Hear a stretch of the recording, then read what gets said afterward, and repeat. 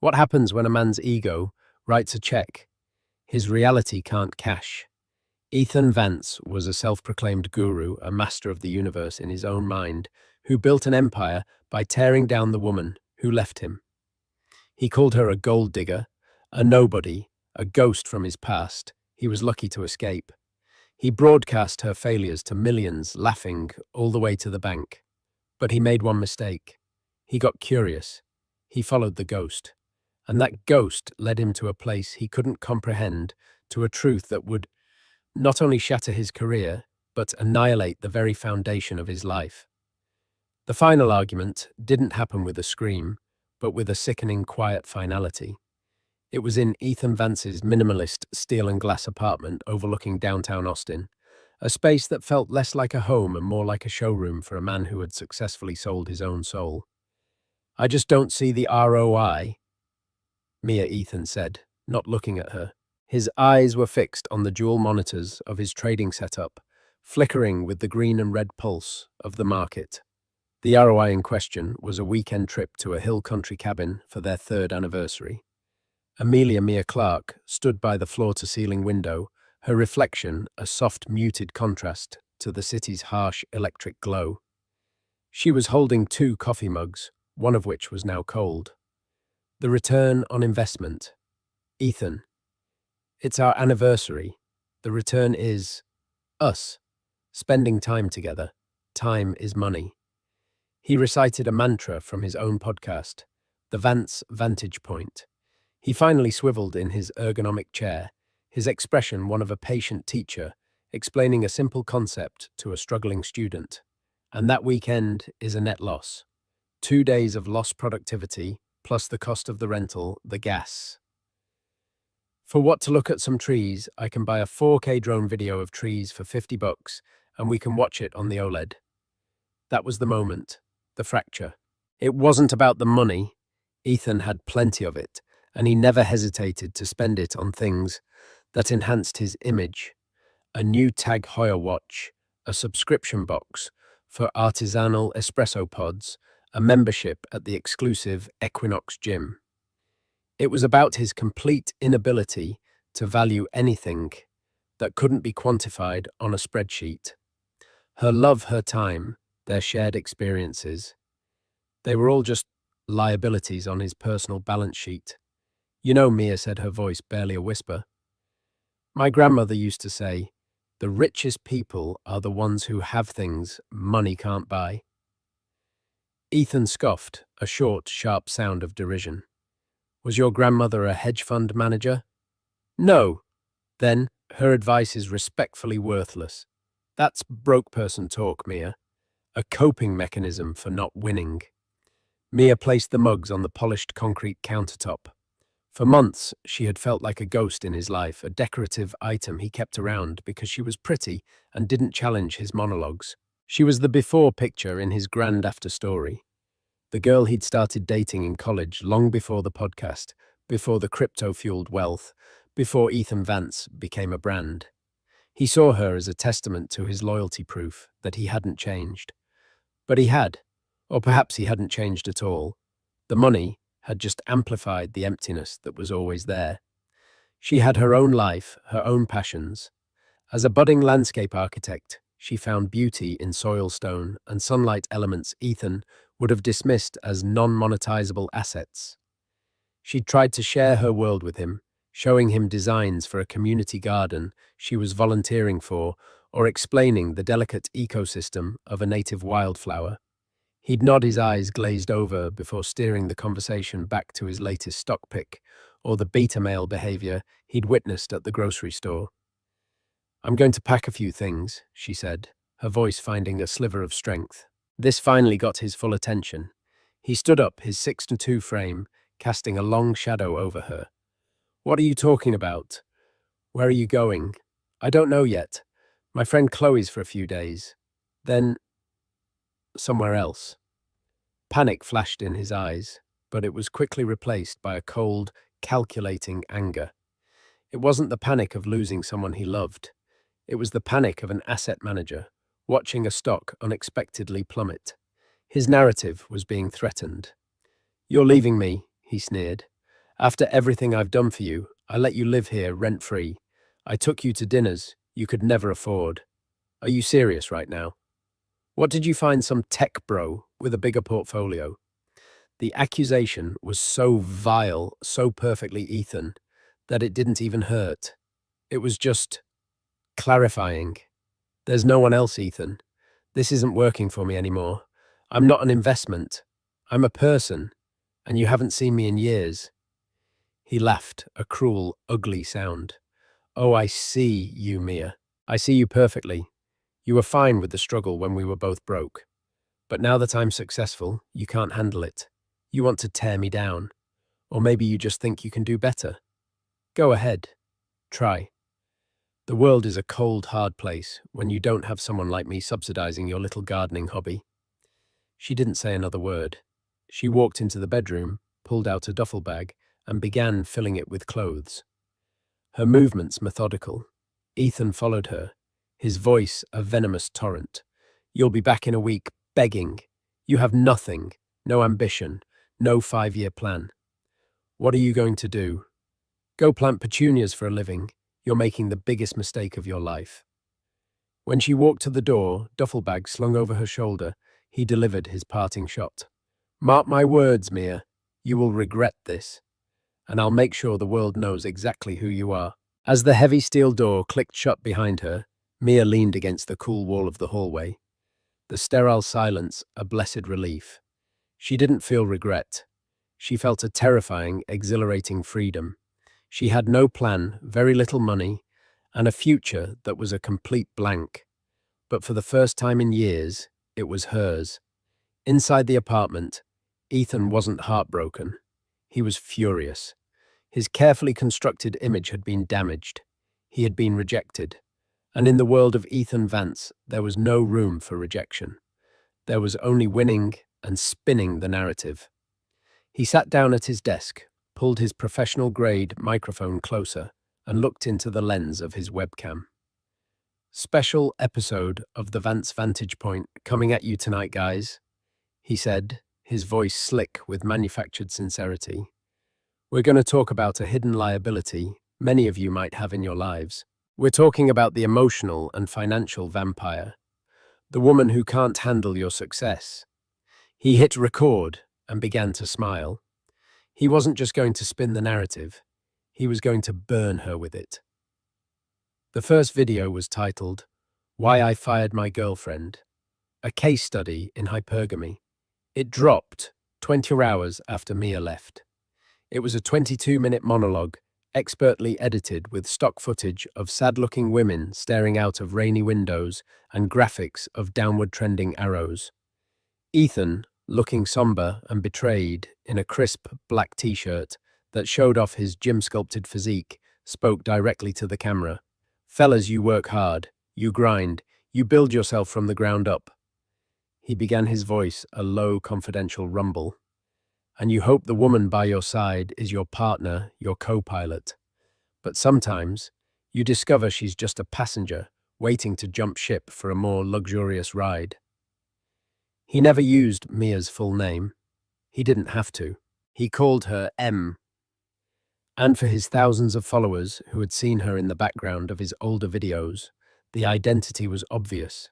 He painted a masterful, twisted portrait.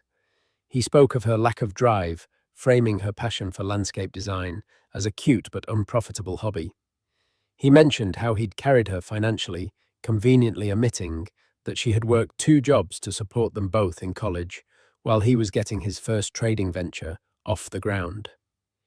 He twisted their final conversation, reframing her desire for a quiet anniversary weekend as proof of her attempt to sabotage his focus and drain his resources.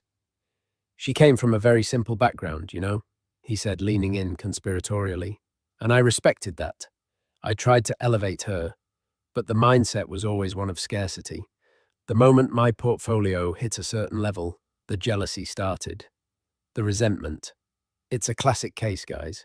She couldn't build her own kingdom, so she wanted to tear down mine. The comments section was a cesspool of validation. Stay strong, king. She didn't deserve you. My ex was the same way. These women are all coded to seek out the highest bidder. Thanks for the red pill, Vance. Dodged a bullet there. Mia saw the video because her friend Chloe sent her the link with a string of angry face emojis. Sitting on Chloe's lumpy sofa bed, Mia watched the man she'd once loved systematically dismantle her character. Every shared memory was weaponized. A trip to Italy he'd paid for wasn't a romantic getaway. It was proof he was her personal ATM. A photo of them on his boat wasn't a happy moment. It was evidence of her clinging to his lifestyle. He was an artist, and his medium was defamation. "You have to fight back, Mia," Chloe insisted, pacing her small apartment. "Sue him for slander.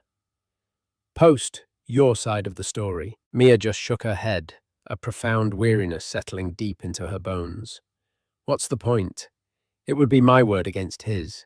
He has a platform. He has an army of angry men who hang on his every word. Anything I say, he'll just twist it into more content. He'll say, I'm hysterical, that I'm trying to cancel him for speaking his truth. He feeds on conflict. The only way to win is not to play. So she didn't. She deleted her social media accounts, changed her phone number, and focused on finding work. For 2 months, she scraped by. She took on small-time gardening jobs for cash, designing flower beds for suburban families, and pulling weeds in community parks. It was humbling, back-breaking work. There were days she ate instant noodles for dinner and wondered if Ethan had been right, if she really had made a massive mistake. The temptation to crawl back to apologize for a crime she didn't commit was a dark whisper in the loneliest hours of the night. Meanwhile, Ethan's star was ascending. The My Ex series became a cornerstone of his brand. He released 3 more videos. Red flags of a gold digger, I learned firsthand. The scarcity mindset. How her poverty mentality will ruin you. And the most popular one, ghosted, she vanished after I cut her off. In this latest installment, he feigned concern. I haven't heard from her, he said. His brow furrowed with fake worry. She hasn't reached out. It proves my point, gentlemen. Her interest was transactional. The moment the transaction ended, she was gone. I just hope she's okay. I hope she finds what she's looking for, even if that's just another guy's wallet to leech off of. The video went viral, crossing over from his usual finance bro audience into the mainstream internet outrage machine. It earned him a sponsorship from a men's grooming company and a guest spot on a larger, more influential podcast. Ethan Vance was no longer just a crypto guru. He was a thought leader in the modern battle of the sexes, and his ticket to fame was the public execution of Mia's reputation. Mia was blissfully unaware of this new level of infamy. She had landed a promising long-term contract. It was shrouded in secrecy. She'd signed a strict non-disclosure agreement. The client was an elderly, reclusive man who needed his entire multi-acre estate in Northern California redesigned. The pay was astonishing, more money than she'd ever seen in her life. The opportunity was even better. It was a blank canvas, a chance to create a masterpiece of ecological art. The job required her to relocate and live on-site in a small, comfortable cottage on the property. She packed her few belongings into her aging Honda Civic and drove north, leaving the smog and noise of Austin behind. She was heading towards a new life, one defined by heritage oaks, winding stone paths, and the quiet dignity of nature. She felt a sense of peace she hadn't experienced in years. She had no idea she was driving directly into the heart of the mystery that would in time expose all of Ethan's lies. The estate she was heading to wasn't just a job, it was a legacy, and her client, the man who had hired her through a series of formal letters and a quiet elderly lawyer, was a man named Alistair Croft. 6 months passed. For Ethan, they were a blur of escalating success. His subscriber count hit 1 million. He did a brand deal with a company that sold survival gear and another with a private jet charter service he couldn't actually afford, but happily posed in front of for Instagram. The Vance vantage point was becoming an empire built on the shaky foundations of misogyny and half-truths. But a beast like that needs constant feeding. His audience craved the drama.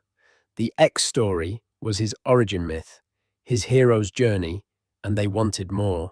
The comments were relentless. Any update on M? Did she ever come crawling back? Yo, Vance bet. She's living in some dump with 3 roommates now, lol. You should find her and do a follow-up. Expose the reality of what happens when they leave a high-value man. Ethan publicly dismissed the idea as beneath him. Guys, I've moved on. I'm focused on growth on the future. Dwelling on the past is a low-value activity. Privately, however, the idea had taken root. He was pathologically curious. His ego, now gargantuan and fragile, needed the final validation. He needed to see her fail. He needed the visual proof that his narrative was correct, that she was miserable and poor without him. It would be his magnum opus, the ultimate I told you so, that would solidify his legacy as a prophet of modern dating. He started digging. It was harder than he expected. Mia had vanished from the digital world. Her old number was disconnected. Her friends had closed ranks, refusing to answer his calls or messages. This only fueled his obsession. Her silence felt like defiance. The breakthrough came from an unexpected source.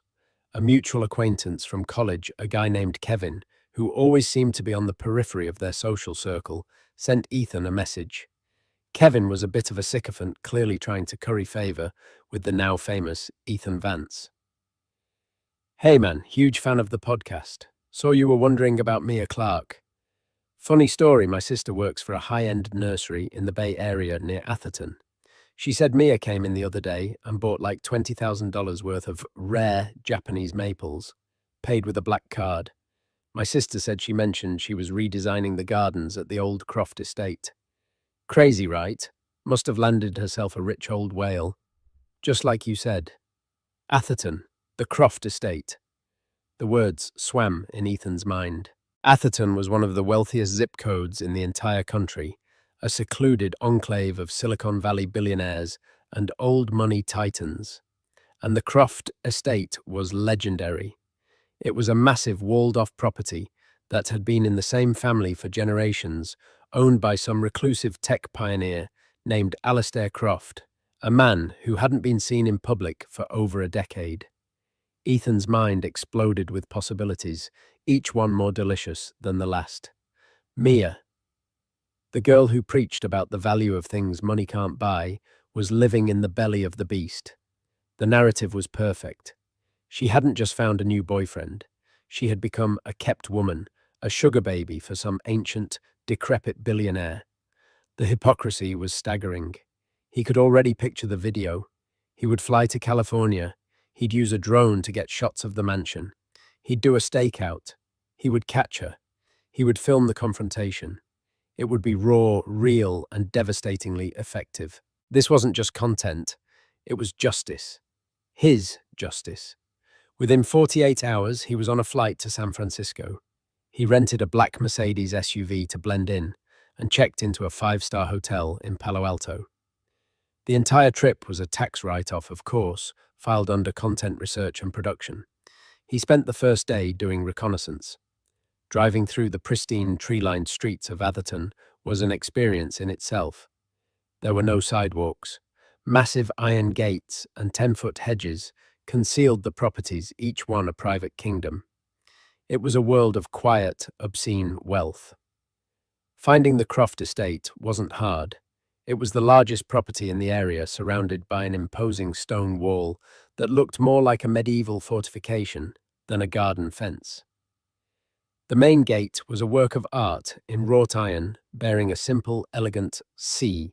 Ethan parked down the street, his heart pounding with a predator's excitement. He launched his compact, high-end drone, sending it soaring over the wall. The footage that appeared on his controller's screen made him gasp. The estate was breathtaking. A grand Tudor-style mansion sat at the center of acres of rolling lawns, ancient trees, and what looked like the beginnings of a vast, intricate network of gardens.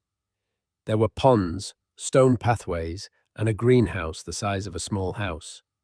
And then he saw her, Mia. She was standing near a partially constructed rock garden, pointing and talking to a group of workmen. She was wearing work boots, dusty jeans, and a simple t-shirt, her hair tied back in a messy ponytail. She looked happy, healthy. She was laughing at something one of the workers said, her face illuminated by the California sun. Then an older man walked out of the main house and approached her. He was tall, impeccably dressed, in a tailored suit, with silver hair and a distinguished air. He put a hand on Mia's shoulder, and they stood there for a moment, looking over the grounds, a sense of easy familiarity between them. Ethan's blood ran cold with vindication. That's him, he thought. That must be Alistair Croft. The decrepit billionaire he'd imagined was actually a handsome, silver-haired gentleman. The jealousy was a hot, bitter spike in his gut. He recorded everything. He zoomed in on Mia's face, on the man's expensive-looking watch, on the sheer scale of the mansion behind them. He had his proof. The girl who claimed to hate his world of wealth and ambition had traded up for the absolute pinnacle of it. That night in his hotel room, he began scripting his masterpiece. The video would be titled, "I Found My Gold-Digging Ex." You won't believe where she's living. He would present the drone footage as evidence. He would portray himself as the heartbroken truth-teller exposing the ultimate betrayal. But it wasn't enough. Drone footage was impersonal. He needed the confrontation. He needed to see the look on her face when she was caught. He checked the local society pages and events calendars. And then he found it. An annual charity gala for the Bay Area Nature Conservancy. The top sponsor of the event, the Croft Foundation. The venue, the grounds of the Croft Estate. It was an invitation-only event for major donors. Getting a ticket would be impossible. But Ethan wasn't interested in a ticket. He was a master of leveraging situations. He would crash it. He would pose as a member of the press or a late-arriving guest. Security would be focused on the front entrance. A property this large always had weaknesses. He smiled, his reflection grinning back at him from the dark hotel window. The stage was set. The final act of his revenge was about to begin. The night of the gala was a classic California evening, cool and clear, with a sky so dark the stars looked like scattered diamonds. Ethan felt a current of pure adrenaline as he drove the rented Mercedes through the winding roads of Atherton. He was dressed in a sleek, dark grey suit, a slim tie microphone clipped discreetly to his lapel, and a high-resolution button camera replacing one of his jacket buttons. He was no longer just a podcaster. He was an investigative journalist, and this was his Watergate. He parked a half-mile from the Croft Estate and made his way through the wooded suburban landscape on foot. The sounds of the party, faint music, the murmur of voices growing louder as he approached. As he predicted, the main gate was a fortress of valets and clipboard-wielding security guards.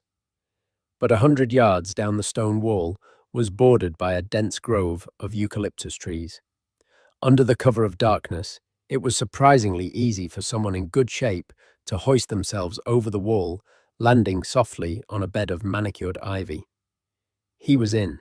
The air inside the walls was different, fragrant with night-blooming jasmine and freshly cut grass. He moved silently along the edge of the property, using the massive oak trees as cover. The scene before him was even more opulent than the drone footage suggested. Hundreds of guests mingled on a vast stone terrace behind the mansion. String lights were woven through the branches of the trees, casting a magical glow. A string quartet played softly near a bubbling fountain. Waiters in crisp white jackets moved through the crowd with trays of champagne and elaborate canapes.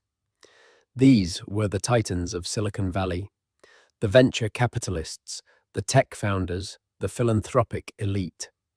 This was the world he desperately wanted to conquer, and here was Mia, seemingly right in the middle of it. He spotted her near the entrance to a magnificent rose garden. She was stunning. She wore a simple, elegant navy blue dress that fell to her ankles. Her hair was styled in loose waves, and she wore a delicate silver necklace.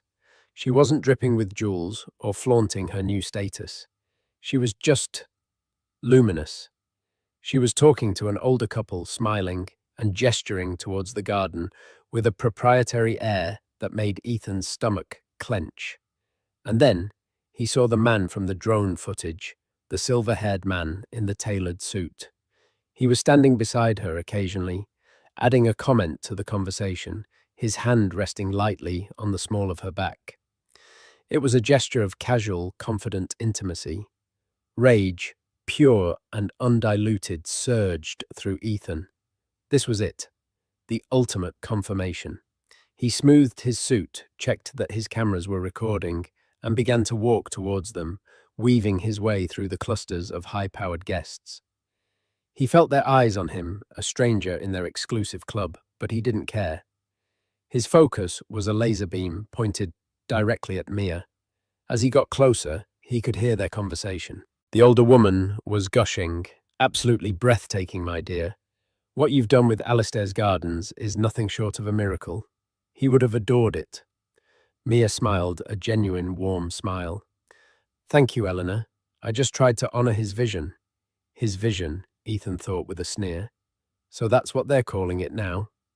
He was only 10 feet away when Mia's eyes flickered past the couple and landed on him. The color drained from her face. The polite smile vanished, replaced by a look of sheer disbelief, then a flash of fear. The silver-haired man noticed her expression change and turned his calm, intelligent eyes narrowing slightly as he took in the sight of the approaching stranger. Ethan Mia breathed her voice barely audible. "What are you doing here?" This was his moment, the culmination of months of planning. He plastered a look of mock sadness on his face, pitching his voice to carry to the people nearby. "Mia, I was so worried about you," he said, his tone dripping with false sincerity. "I had to see for myself that you were okay. And it looks like you're more than okay." He let his eyes sweep over the mansion, the lavish party, the impeccably dressed man beside her. The older couple, Eleanor and her husband, looked on with confused curiosity. The silver-haired man stepped slightly in front of Mia, a protective stance. "I'm sorry. Do we know you?" The man asked, his voice, even and firm, carrying an authority that Ethan instantly resented. Ethan ignored him, keeping his focus on Mia. His hidden cameras were capturing it all, the shock on her face, the opulent background, the tension in the air. "This was gold. I get it now." "Mia," Ethan continued, shaking his head slowly, as if in profound disappointment. "This is what you wanted. The big house, the fancy parties, the sponsor." He gave the older man a pointed, disdainful look. "I guess my portfolio just wasn't big enough for your ambitions. You told me you wanted a simple life, that you valued things money couldn't buy. Was that all a lie? Or was that just your sales pitch?" A ripple of awareness was spreading through the nearby guests. People were turning to watch the unfolding drama. This was better than he could have imagined. A public confrontation. Mia found her voice, her initial shock hardening into a cold fury he'd never seen before. "You need to leave. Now. You are not welcome here." "Not welcome?" Ethan laughed, a bitter, theatrical sound. "Of course I'm not. I don't fit into this new life of yours. I'm just a reminder of your humble beginnings, right before you traded up. Tell me, what's the official title? Are you his protege, his companion? Or do we just call it what it is?" The silver-haired man took another step forward. His calmness was more intimidating than any overt threat. "Sir, you have made a serious mistake. I am asking you one time as a gentleman to leave this private property before I have you removed." Ethan saw his opening for the final killer blow. He looked directly into his button camera, knowing this would be the climax of his video. "I'll leave," he said, his voice ringing with righteous indignation. "But first, everyone here deserves to know the truth. This woman, who is standing here in this palace of wealth, told me she left me because I was too focused on money. She is a fraud, a hypocrite. And you, sir, he said, pointing a finger at the older man, are a fool for believing her act. I hope she's worth the price tag. He had done it. He had laid her bare in front of her new, wealthy friends. He had exposed her as a gold-digging liar. He stood there, chest puffed out, waiting for her to break down to cry for the scene to complete itself. But Mia didn't cry. She looked at him with a mixture of pity and contempt that unnerved him. The silver-haired man didn't call for security. He simply raised an eyebrow. The price tag, the man repeated, a strange, almost amused glint in his eye. That's an interesting choice of words. My name is Julian Croft, and I can assure you there is no price tag, because you can't buy what you already own. Ethan blinked, the words not quite registering. What are you talking about? Julian Croft looked from Ethan to Mia, then back again. I think it's time we cleared up your misconception. You seem to be under the impression that I am the wealthy benefactor in this situation. You are mistaken. He then gestured gracefully towards Mia. This is Amelia Clark, and this isn't my house, it's hers. The world tilted on its axis. Ethan felt a wave of cognitive dissonance, so powerful it almost made him nauseous. The string quartet in the background seemed to swell with a mocking, discordant tune. He stared at Julian, then at Mia, his brain refusing to process the words. Her house, he stammered, his bravado evaporating like mist. That's impossible. She's nobody. She comes from nothing. The words were out of his mouth before he could stop them. An ugly, raw testament to his core beliefs. Julian Croft's calm demeanor finally cracked, replaced by a flash of cold anger. Ms. Clark's origins are not your concern, but her destination is. You are correct about one thing. You mentioned the name Alistair Croft. Alistair was my father. He passed away 8 months ago. Ethan's mind raced, trying to connect the dots. Okay, so this is the son. It doesn't change anything. He's just giving her the house as a gift. I'm sorry for your loss, Ethan said, trying to regain his footing. But that doesn't change the fact that she's clearly taking advantage of your family's generosity. Mia finally spoke, her voice clear and cutting, devoid of the emotion he had expected. It was the voice of a CEO addressing a failed subordinate. He wasn't just Julian's father, Ethan. Alistair Croft was my grandfather. The demolition was instantaneous and absolute. Every pillar of Ethan's narrative, every lie he had built his new empire upon, crumbled to dust in that single sentence. His mouth opened, but no sound came out. His hidden cameras were still recording, but the triumphant finale had become a horror show starring himself as the fool. Mia's grandfather, the reclusive tech billionaire, the legendary Alistair Croft. He remembered Mia mentioning her mother's estranged father once, years ago, but she'd spoken of him as a quiet, eccentric man who lived a simple life up north, someone she barely knew. It was a detail so insignificant, he had never logged it. Julian continued, his voice relentless, each word a hammer blow to Ethan's shattered ego. Alistair valued his privacy above all else. He and his daughter, Mia's mother, had a falling out many years ago. It was his greatest regret. He followed Mia's life from a distance, always hoping to reconnect, but never knowing how. He was a complicated man, but he was not a poor one, and he was certainly not a simple one. When he knew his time was short, Julian went on. He had his lawyers reach out to Mia. He wanted her to take over his legacy. Not just his fortune, but his life's work. The Croft Foundation, his philanthropic endeavors, and this estate. He didn't want it to be a cold inheritance. He wanted her to earn it, to understand it. So he hired her under a pseudonym, offering her a contract to redesign these gardens, his most prized possession, as a test. He wanted to see if she had his eye for beauty, his love for the land. He watched her work from his window for the last month of his life, and he was, in his own words, profoundly proud. The guests, who had been watching the drama in confused silence, were now murmuring the story, spreading through the crowd like wildfire. Ethan felt hundreds of eyes on him, not with curiosity, but with utter contempt. He was the villain in a story he didn't even know he was in. Mia inherited the entirety of the Croft Estate. Julian stated, his voice ringing with finality. The house, the grounds, the portfolio, and a controlling interest in his company, Croft Innovations. That name, Croft Innovations. The blood drained from Ethan's face. Croft Innovations was a titan, a privately held venture capital firm with legendary status in the tech world. They were the silent partners behind a dozen unicorn startups. Their investments were considered the Midas touch. For the past year, Ethan had been desperately trying to get a meeting with them. He had sent emails called Junior Associates, leveraged every connection he had.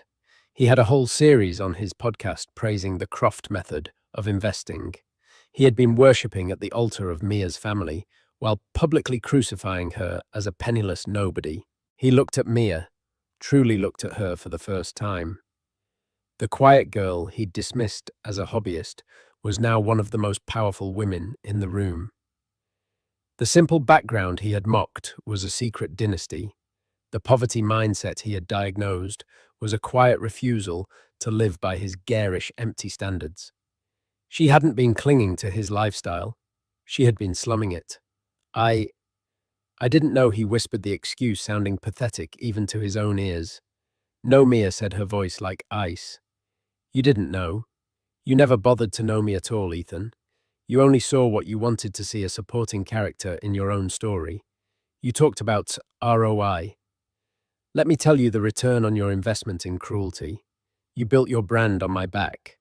You sold a story that I was a gold-digging failure who vanished into obscurity.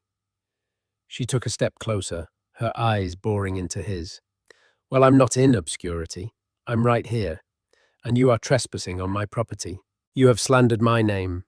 And you have done it all while ironically begging for an investment from the very family you were disparaging. She glanced at the button on his jacket. I imagine you're recording this. I hope you are. I hope your millions of followers get to see this. I hope they see their alpha guru for what he really is, a petty, insecure little man who is terrified of a woman who is his superior in every conceivable way. She turned to Julian. Julian, please have security escort Mr. Vance out. And get his name. I'll be speaking with my lawyers on Monday. Two large men in black suits materialized out of the crowd. They each took one of Ethan's arms in a grip of iron. He didn't resist. He was paralyzed by a humiliation so profound it felt like a physical blow. As they began to march him away across the perfect lawn and past the stunned, silent faces of the Bay Area's elite, he looked back one last time. Mia was no longer looking at him. She had already turned back to her guests, a hostess regaining control of her party. Julian was saying something to her, and she laughed. It was a light, genuine sound, the sound of a woman completely and utterly unburdened. The sound of a woman who had already forgotten him. It was the sound of his entire world being demolished. The internet moves at the speed of light, and for Ethan Vance, that light was a freight train. He never got to post his triumphant exposé. Someone at the party had filmed the entire confrontation on their phone, from his arrogant accusations to his pathetic, slack-jawed defeat.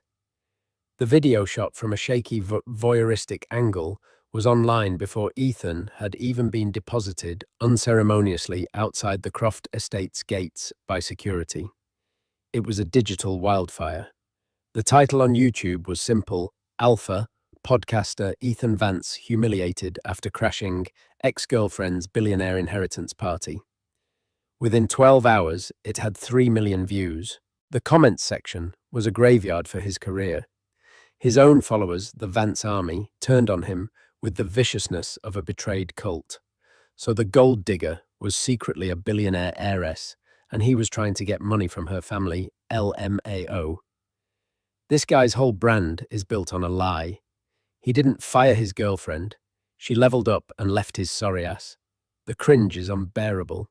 He really thought he was the main character. Unsubscribed. Hope Croft. Innovations sues him into oblivion. The fallout was swift and brutal. By Monday morning, his two main sponsors had terminated their contracts, citing morals clauses. The larger podcast that had hosted him issued a public apology for associating with him. His subscriber numbers, once his proudest metric, were in freefall, the graph a mirror image of the crypto crash he so often bragged about avoiding. He tried to do damage control. He posted a rambling 15-minute apology video from his sterile apartment. His eyes puffy, his usual confidence replaced by a desperate, panicked energy. He claimed he didn't know, that it was all a huge misunderstanding, that he had been acting out of hurt. But it was useless. The mask had been ripped off, and the world had seen the pathetic, envious man beneath. His vantage point was revealed to be nothing but a keyhole through which he viewed a world he fundamentally misunderstood. A week later, the official cease and desist letter arrived from the legal team of Croft Innovations. It was thick-heavy and terrifyingly professional. It demanded the immediate removal of all videos pertaining to Amelia Clark, a public retraction and apology, and warned of a forthcoming lawsuit for defamation, slander, and emotional distress. His carefully built empire was being legally and systematically dismantled. For Mia, the aftermath was a strange whirlwind. The story was picked up by mainstream news outlets, framed as a satisfying tale of comeuppance. She was hounded by reporters for a time, but under Julian's expert guidance, she released a single dignified statement. "I am a private citizen who was subjected to a painful and public smear campaign. The recent events have been overwhelming, but I am grateful the truth has come to light. My focus now is on honoring my grandfather's legacy through the philanthropic work of the Croft Foundation and my own professional endeavors. I wish Mr. Vance the best in his future and hope this serves as a lesson in the consequences of using a public platform to harass and defame others." It was a masterclass in taking the high road. It offered forgiveness he didn't deserve and simultaneously ended the conversation. She had won, and she was refusing to dance on his grave. Life at the Croft Estate settled into a new rhythm. Mia threw herself into her work with a renewed sense of purpose. The gardens were her primary focus. She wasn't just arranging flowers. She was creating a living testament to her grandfather's vision and her own artistry. She designed a therapeutic garden for a local children's hospital, funded entirely by the Croft Foundation. She started a scholarship program for underprivileged students wanting to study landscape architecture and ecological design. She found Alistair's old journals in his study. In them, she discovered a man she had never known.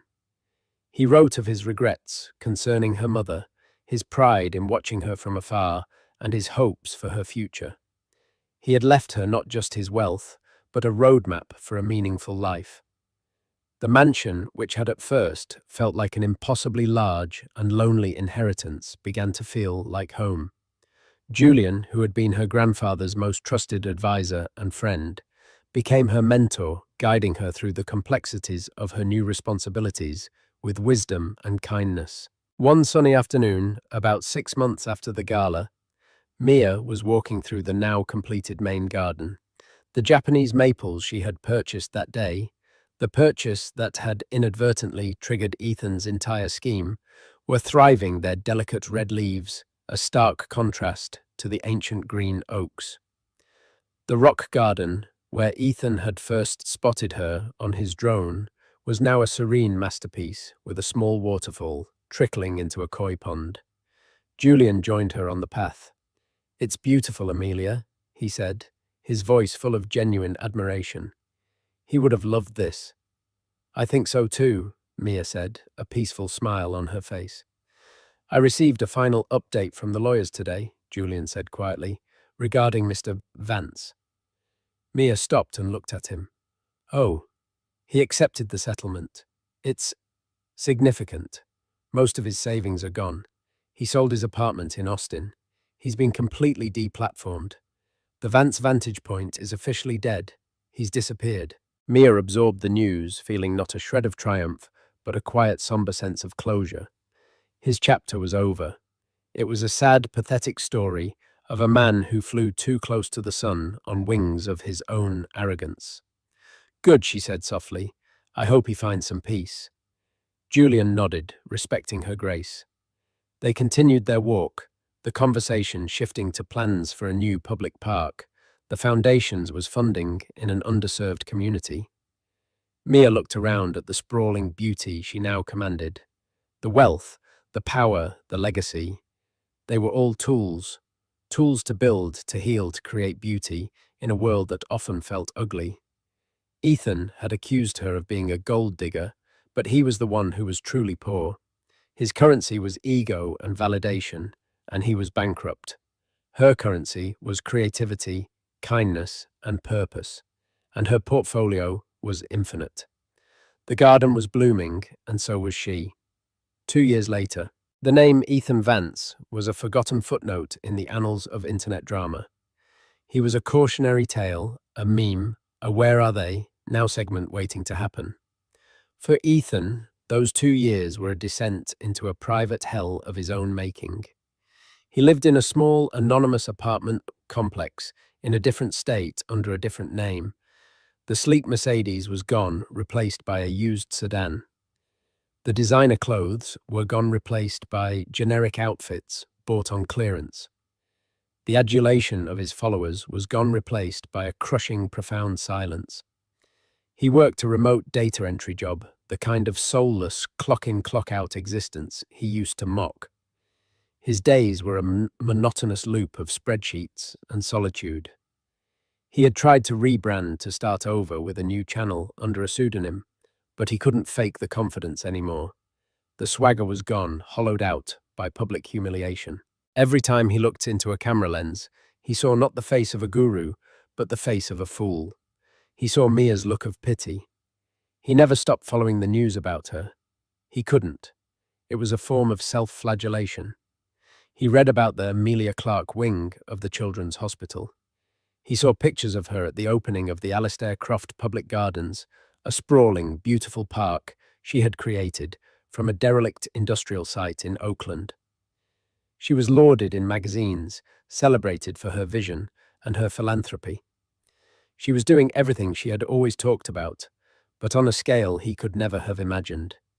She was changing the world one garden at a time. One evening, unable to bear the silence of his apartment any longer, he found himself aimlessly scrolling through old files on his laptop. He stumbled upon a folder from his college days labeled MISC. Inside was a video file he didn't recognize. He clicked on it. The video flickered to life. It was from their junior year, shot on a cheap camera. It was Mia sitting on the floor of their tiny shared apartment, surrounded by sketches.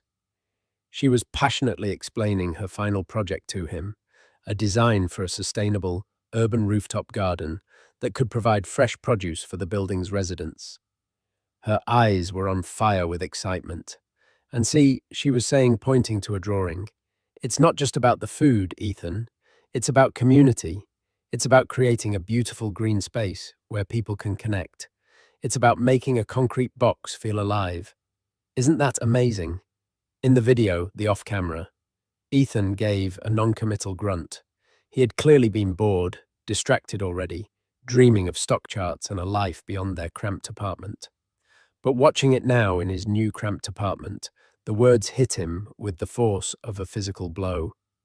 She had never changed. She had been telling him who she was, what she valued for years. He just hadn't been listening.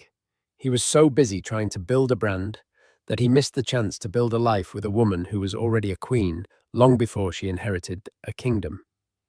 His obsession with her being a gold digger was a projection of his own shallow transactional worldview. He assumed everyone was playing his game, just with different strategies. It never occurred to him that she wasn't playing a game at all. He closed the laptop, The quiet of the room was no longer empty. It was filled with the ghost of his own monumental failure. It wasn't just about the money or the fame he had lost. It was about the utter bankruptcy of his soul. He had built his vantage point so high that he couldn't see the truth right in front of him. And now his only view was the four walls of his self-made prison. He was alone with nothing but the bitter harvest of the seeds he had sown. And so Ethan Vance's story ends not with a bang, but with a quiet, devastating whimper. He set out to destroy a woman's reputation for his own gain, only to discover that her foundation was made of solid rock while his was built on sand. It's a powerful real-life reminder that the narratives we create, especially those born from bitterness and ego, can often become our own prisons. Mia's triumph wasn't in her inheritance. It was in her unwavering character. The money didn't change her. It simply gave her a larger canvas on which to paint the masterpiece she was always meant to create. What do you think?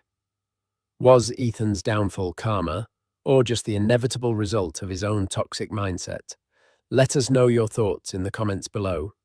And if you found this story as compelling as we did, don't forget to hit that like button, share it with someone who appreciates a good story of justice, and most importantly, subscribe to our channel for more true life dramas that will leave you thinking.